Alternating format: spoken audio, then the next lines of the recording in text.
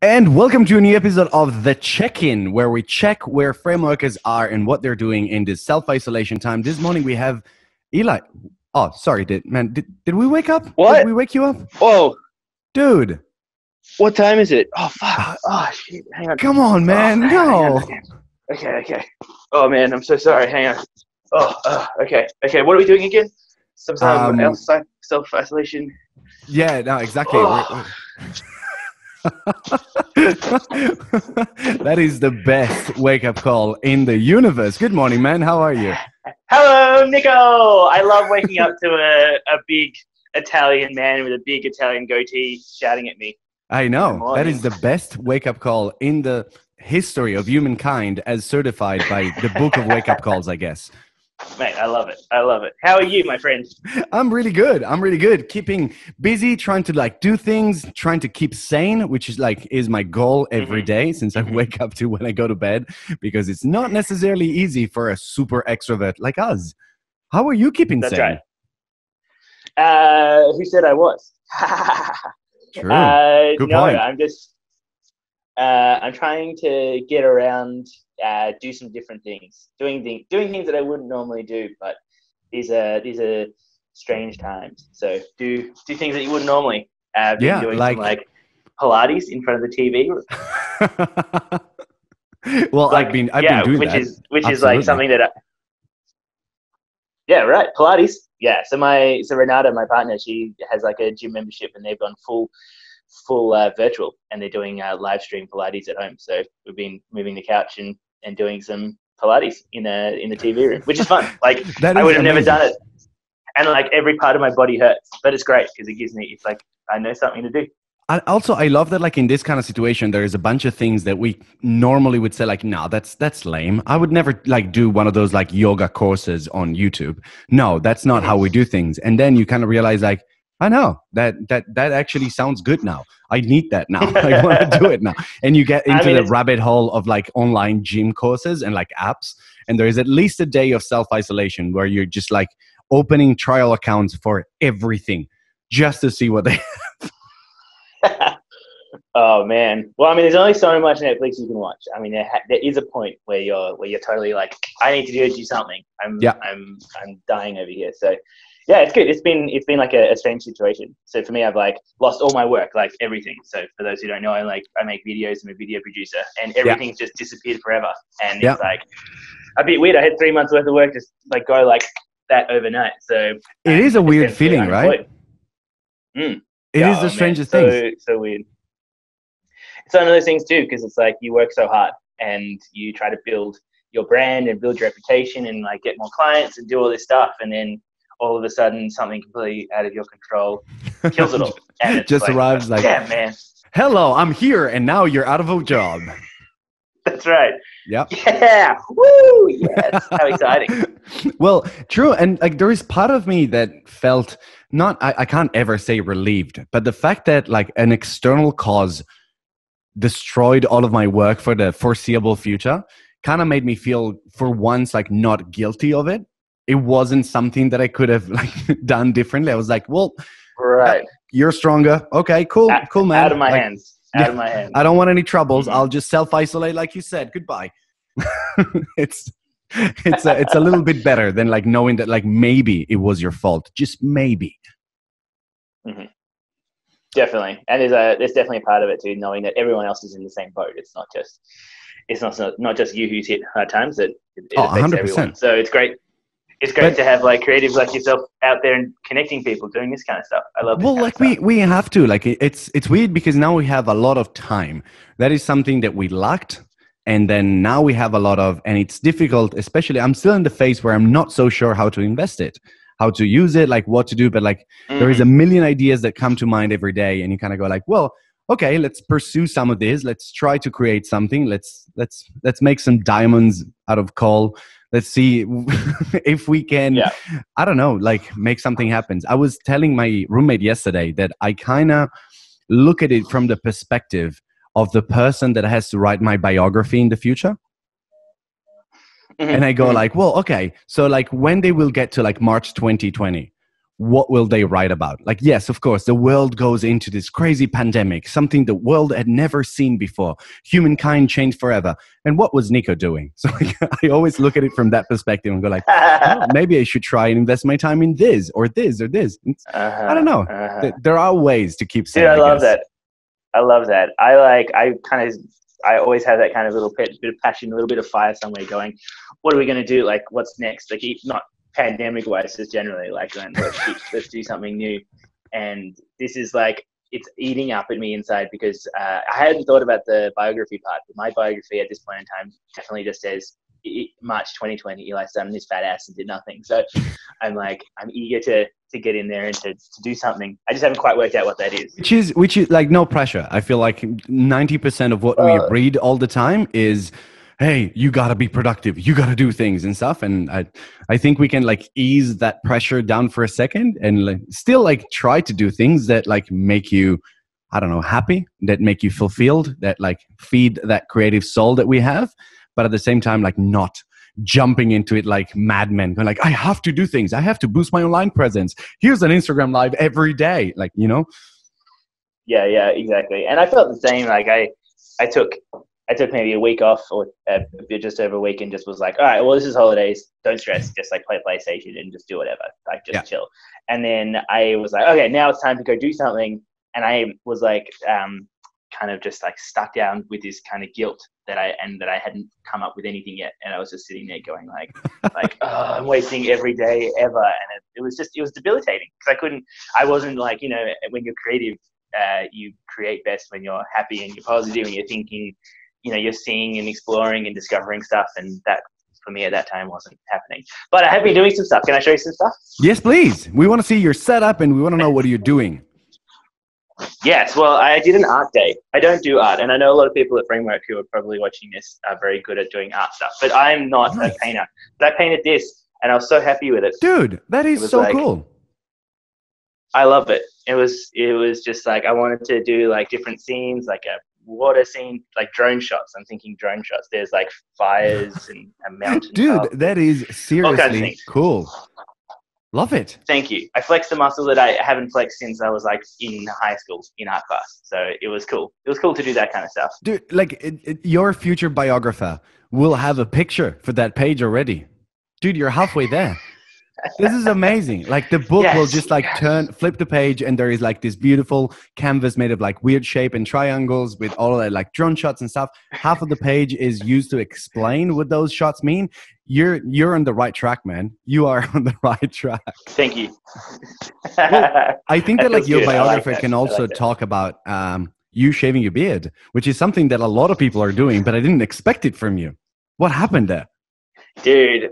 It actually hilariously was a complete accident and mistake. I was trimming the beard. I'm a big fan of the trim because, as I saw in an episode of Queer Eye for the Straight Guy back when it was still good, your beard is only as long as your shortest hair. If you're going by the longest hair, you've got like scraggly little bits. You want to like keep it trim and fine, and so I often go through and like trim it up so that it's all nice and even.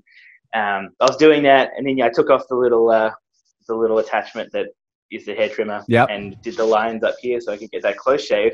And then I just forgot to put it back on and went back to doing the trimming part and just went and just had this huge bald spot under my chin. And it's like one of those things. It's like, well, I know I'm in self-isolation and there's a good chance that no one is going to actually see me. But at the same time, I don't know if I really want to live with this bald spot here. So I just thought, all right, we'll start fresh. Let's do it again. So like now you're one of the people. On its way back. You're one of the people that are hoping for like this lockdown and self-isolation to last long enough so you can come back the other side with a beard and no one will ever notice. They go like, oh, he just kept on constantly trimming it. It's just perfect. Exactly. That's why when you asked me if I wanted to do a video podcast with you, I was like, should I make an excuse about it? I don't want the world to see me like this. You could have showed up with a surgical mask. Go like, well, safety first, you know, guys. Like, well, I'm not sure like who's been sleeping in this room beside me because I'm the only one in the house, but I have a lot of imaginary friends. And so, you know, just like keeping things clean. Safety first, man. Safety first every time.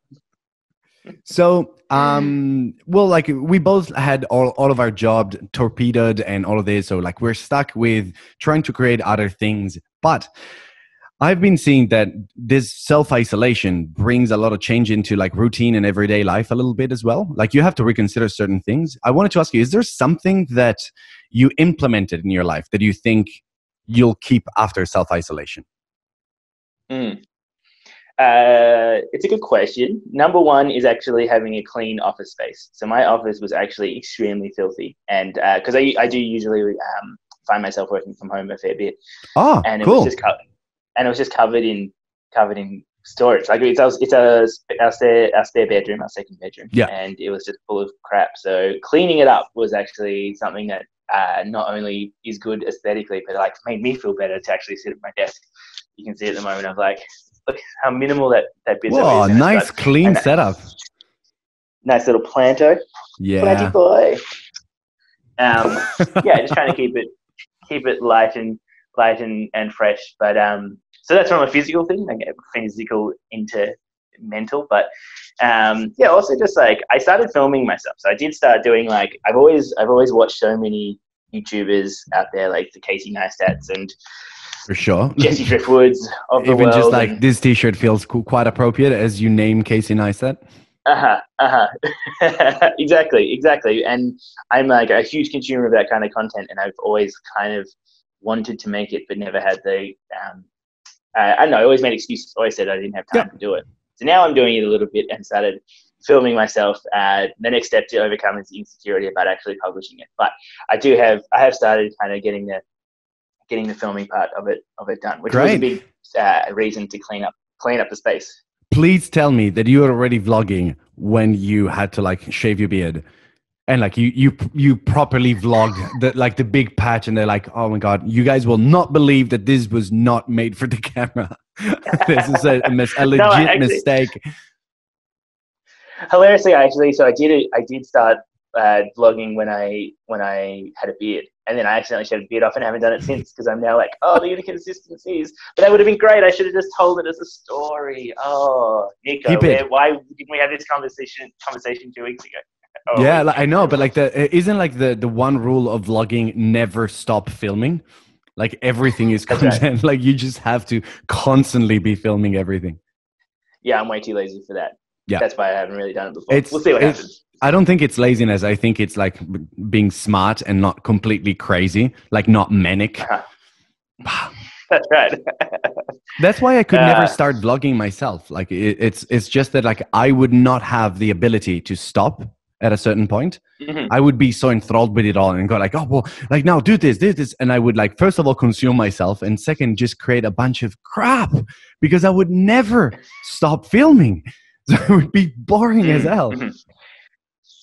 Exactly. And there's also a point where you start living a life because you want to create content for yourself rather than creating content about your life, if that makes sense. So yeah, and for a lot of people, I don't know if I ever want to become like that hardcore. And for a lot of people that actually like made a living through blogging, like Casey Neistat and many, many others, there's always a moment where that becomes the problem. Like when their private life kind of like gets shattered because everything is just cameras, and like creating things for the viewer instead of like for your life. Mm-hmm. So there is this like, I don't know, mixed reality that doesn't really work. Definitely. I just don't think I could ever do it. But I did want to just set it up in terms of like, I don't know, I do some videos that are, I steal other people's ideas, right? Like I watch tutorials online, but I amalgamate like 3 or 4 different tutorials to create something that hasn't necessarily been created before or used in a way that hasn't been used before in the videos that I make. So I was like, well, why don't I do that? I should do a tutorial on that. And like, still credit the people who I stole the ideas from, but like, I don't know, do something. You just start sharing some stuff. I don't know, man. I'm fucking bored. But like you're in self-isolation with your partner, right? Mm-hmm. Yeah, Renata's here, which is great. She's been working from home for the last 2 weeks. Mm-hmm. Yeah. Do you find it difficult, like working? Makes a huge difference too. Do you find it difficult the both of you working from home? It's not. I wouldn't say difficult. With like in terms of space, we've got two different spaces. Like Right. I've commandeered the front room because I was here already, and Renata's now. I've set her up in the living room, but with like a proper desk kind of situation. But the hardest part is like when you just like. I'm unemployed. Renata's still employed. I just want to like do stuff. I'm bored, so I'll go out and be like, "Hey, Renata, want to do something? What's for lunch? Let's go do something." And by go do something, I really mean just like cook spaghetti in the kitchen because we can't really go and do anything. But she'll be on a phone call or in the middle of doing something busy, and I was like, "Oh, just entertain me, please." Well, yeah, like you and I clearly need a lot of stimulus. And so like when we find ourselves confined in like a small place with the same people over and over, like we tend to go like pretty insane. But I love that like you mentioned food, because to me it became one of the biggest outlets for creativity and like in doing things. Like half of my day spent thinking about what I'm going to cook for lunch and what I'm going to cook for dinner. Like I go full in. Yes. It's just tell me like what's your go-to? What have you been? What's the dish you're most proud of? Right now, dish? It is like if I could give a name to this, it would be curry renaissance. I'm just going for curries all the time. Cool. What about you? What kind of? Are we doing Indian, Thai, Malaysian, Chinese? What kind of? Well, I'm trying to learn like Indian and Thai, both like, but from spices up. So like getting all of the spices and all of the like the wet ingredients and grinding them up, create the paste, and then do it. And so that's what I've been dishing out. My man, that sounds great. Killing it. Dude. Wow. Mate, I should go to your place. Yeah. That sounds great. As soon as this is over, I'm going to like throw curries out the window for everyone. 100%. Thank you for taking the time for being with us this morning. It's great to like catch up with you, and well, keep on being sane. It's been a pleasure. Let's all be connected and together. Let's keep like the framework community alive, and thank you for being with us. Thank you, my man. Thank you so much. It was great chatting with you. Take care, man. See ya. Bye.